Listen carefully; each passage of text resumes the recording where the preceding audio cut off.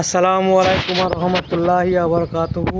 আমি এসেছি সেই ডাঙ্গাপাড়া মাদ্রাসায় এতিএম ছেলেদের কিছু ড্রেস কিনে দেওয়ার জন্য। আর এই এতিএম ছেলেগুলোকে ড্রেস আমি কিনে দেবো ভাবছি এবছরে ইনশাল্লাহ।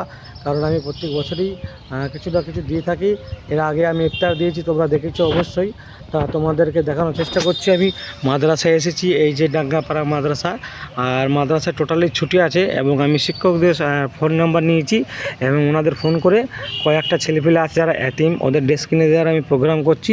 তোমাদের দেখে যদি ভালো লেগে থাকে অবশ্যই লাইক কমেন্ট শেয়ার করে দিও। আর চ্যানেলটা ফলো করতে ভুলো না এবং সাবস্ক্রাইব করতে ভুলো না।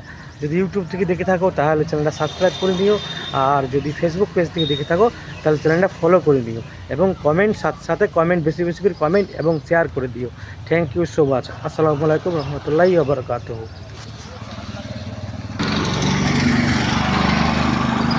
এই যে বাইরের গেটটা মাদ্রাসার, তোমরা দেখছো খুব সুন্দর গেট।